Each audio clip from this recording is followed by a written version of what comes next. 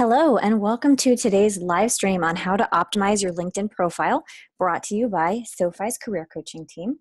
To jump right in, my name is Gabby. I am one of the career coaches in the career advisory group. And if you are not already familiar with our team and our practice, we offer a service to all SoFi members completely free of charge to help them with their career needs. Everything from help looking for a job to thinking about career transitions to everything in between. So if you are a SoFi member and are interested in working with a coach one-on-one after listening to today's live stream, you can visit our website, sofi.org, navigate to the benefits page where there is a link to get registered with the career advisory group.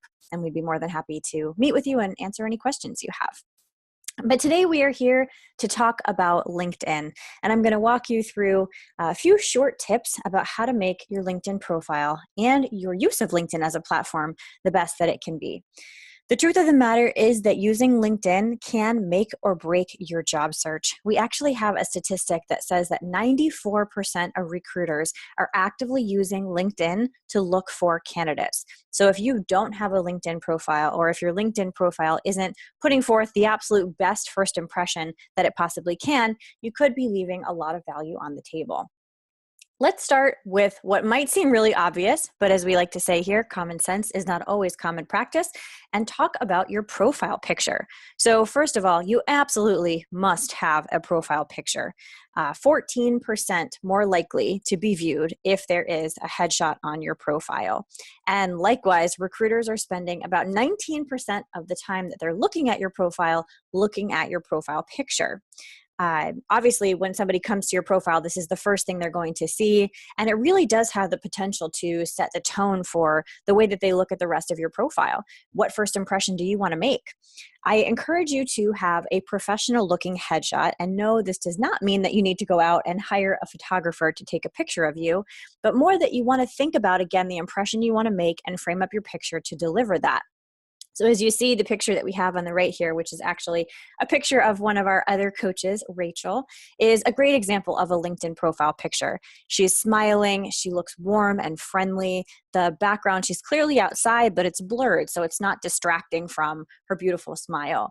It's showing her shoulders and up, so it's not zoomed in too much to be too tight on her face, but it's also not a full body shot. She is dressed appropriately and professionally for the field that she works in. The lighting is nice, and there aren't any phantom hands on her shoulder. I don't know how many times I've seen a picture of someone who is cropping their face out of a photo that was taken with a friend's arm around their shoulder, and there's just, like from the Addams Family, thing hanging out on their shoulder. We don't want that. You can take a picture in front of a blank wall in your home if you have a well-lit area, or very much like Rachel's picture, have a friend or a significant other take you outside and take some really nice pictures with your cell phone camera. It doesn't have to be anything that you go out and spend money on. Customizing your URL is one of the simplest changes that you can make to your LinkedIn profile and have the biggest benefit. So as you see with the example here, which is Nancy's profile, Nancy's another one of the coaches on our team, it looks really clean and beautiful. All it has is her name on there. However, LinkedIn defaults to add a bunch of random letters and numbers to the end of your URL. Just looks kind of messy and unprofessional, but you can customize it. If you go to the Help Center within LinkedIn, you can do a really quick search, and there's actually step-by-step instructions on LinkedIn that will tell you how to customize your URL. You can remove all those extra letters and numbers and just have something that looks nice like this. Now, if you have a very common name, if your name is John Smith, the likelihood that somebody already has the URL with John Smith is probably high. So in that case, totally fine to add a middle initial, to add a dash between your first and your last name, maybe even to add one number to the end of your name. Simple things like that aren't going to muddy it up. It's automatically going to look a lot better just by removing that random string from the end of the URL. Let's talk about your headline. So your headline is the space on your profile page that is directly underneath your name. And again, LinkedIn is going to create some default copy for this section. They're going to pull up your most recent job, but leaving it as that is not best practice. This is one of the few sections of your profile that a user, whether that's a hiring manager, a recruiter, or a potential networking connection, is going to see when they do a search on LinkedIn. So they'll see your profile picture, they'll see your name, they'll see where you've worked most recently, and your headline. And when I get back a search set that might have 600 people in it, I have to make a quick decision about which of those profiles I want to click on and read more about. So I tell people to think about their headline like it's an email subject line. What are you going to tell me about yourself in just a few words that is going to make you stand out and is going to make me want to click on your profile to read more instead of clicking on somebody else's profile? Now, if we take a huge step back and talk about how LinkedIn works generally, it's all keyword based. LinkedIn has algorithms very similar to Google, and it's going to look at all of the content on your page and based on the words that you use, decide whether or not you're a good fit for whatever criteria the person is searching for.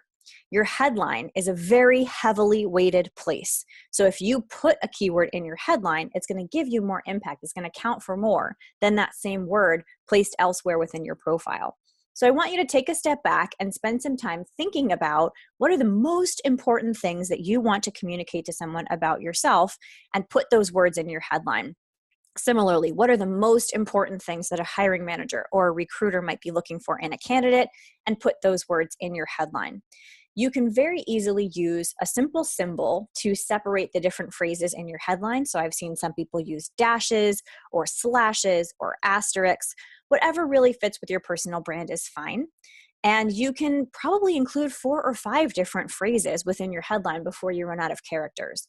So take a step back, think about what that personal brand is that you want to communicate, and then include that content in your headline.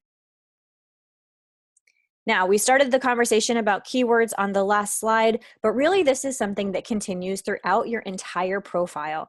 You want to try on LinkedIn to fill in as many of the different sections as you can. The more complete your profile is, the more LinkedIn sees you as a power user and is going to choose again to show you higher up in the search results. And that is the ultimate goal here, is you want to be found if someone's looking for a potential investment banker, or if someone's looking for a potential public relations specialist, and that's you want to make sure that you're popping up and are in the first few pages of search results. So again, what keywords are recruiters using when they're searching for candidates like you? It might be that they want someone with a particular number of years of experience. So maybe you want to have something in there that mentions that you have 10 plus years of experience in an industry. It might be someone with a very specific technical skill or really specific soft skill, a transferable skill, something like leadership skills or management experience. So before you write anything on your profile, sit down, write down that list of keywords, and maybe narrow in on the top 5 to 10. Then go through and see all the different places that you can input those keywords throughout your profile. So like we mentioned on the previous slide, you might toss one into your headline. You might have a couple in your summary section, which we're going to talk about in a moment. And then you might infiltrate them into a variety of work experiences, or possibly even your education section, so that it is really coming through and the story that you're telling the reader is cohesive and easy to understand.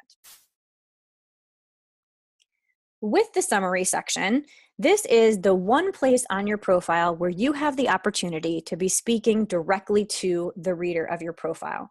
It's something that we suggest that you write in the first person, so not something in the third person. And you have up to 2,000 characters. Now, do you have to use the entire thing? No, I don't want to see you writing content just for the sake of writing content, but tell me a story. Sell yourself.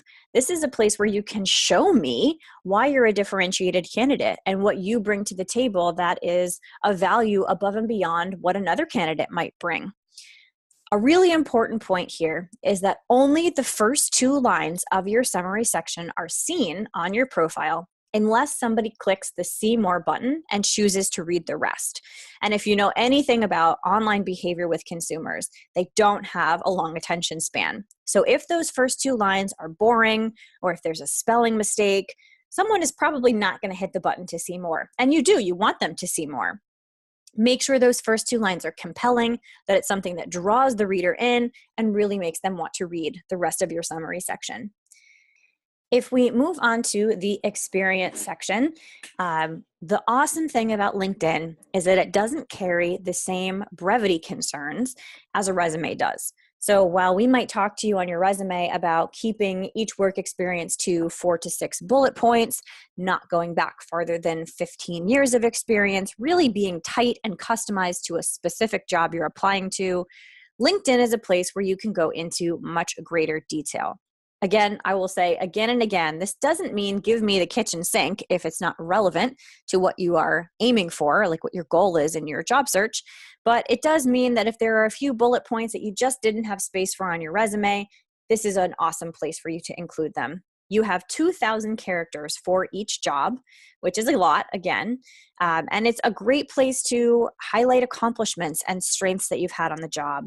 You'll also see that LinkedIn will let you upload media to go along with each of your work experiences. So if you have a project where you've got some visuals that you'd like to include, or a video recap, or if you want to link to a website that shows the work that you've done, you have the capability to upload that multimedia content directly to your profile. With all of the work experience, again, going to keep hitting everyone over the head with this. We want to make sure we are focusing on where we want to go next. So what is that next job or company that you're targeting? And what does that then tell you about the different experiences or projects or responsibilities that you would choose to highlight? In terms of the size of your network, the goal is to have 500 plus connections. Now, this doesn't mean that you want to go out and just randomly add people that you've never met, that you have no true interest in connecting with, because that probably is not going to serve you too well in the end. But it does mean that this is not the same as another social media platform like Facebook, let's say, where you want to keep things really close to the chest. The more connections you have, the more full LinkedIn sees your profile as, the more they see you, again, I used the phrase earlier, as a power user, and the more likely they are to show your profile in search results. It shows that you are a great candidate according to their algorithm. So we suggest that you go through and proactively search for personal and professional contacts that you've had throughout the years. Again, these don't have to be your very best friends. They can be casual acquaintances that you've worked with, or somebody that you met at a networking event, or former professors or people that you went to school with. But find those people that you have had some sort of connection with and add them to your network. When you do, it's best practice to write a customized note. You'll see that when you hit the connection request button, it will ask you if you want to add a customized note. A couple sentences is fine. And this is especially important if you are trying to add someone to your network that you don't know and that you have never met in real life. Explain to them what the benefit is of connecting to you, or what it is about their profile that really piqued your interest. Show them that you want to connect with them for a genuine reason, and you're not just some bot or some spam profile that is trying to elevate their number of connections for some ulterior reason. The final part of today's presentation is around LinkedIn groups. And I think these are a really underutilized thing. I don't think a lot of people know that groups exist, and I don't think a lot of people know to join them and what to do with them. Really and truly, a LinkedIn group exists for pretty much everything. A lot of schools have them, so you can join as a current student or as an alumni.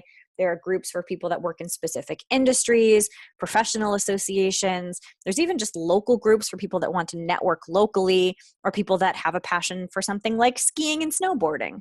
So whatever your interests are, whatever your job goals are, do a quick search, find groups in your area, and join them strategically. The last bullet point here is around following companies. So certain companies are more active on LinkedIn than other companies, but generally speaking, if you are going to apply to work at a company, it pays to show that you are interested in that company. And one way that you can show that interest is by following them on LinkedIn. Some companies are going to post very frequent updates, or they're going to post messages about their annual reports or things that are happening with them in the news. So as you're going to do your research about these companies for an upcoming interview, that can be a great initial source of content. One of the best things, though, is that when you look at the company's page on LinkedIn, it will show you who you are already connected to, or who is a second level connection that works at that company. Great opportunity for you to then reach out to those people, to ask for networking meetings, and get your foot in the door in an additional way, aside from just applying for the job online. Again, I thank you so much for joining us, and I encourage you again to get set up with a coach from the Career Advisory Group if you have some additional questions on LinkedIn or on any other topics related to your career. Thanks so much for tuning in, and have a wonderful rest of your day.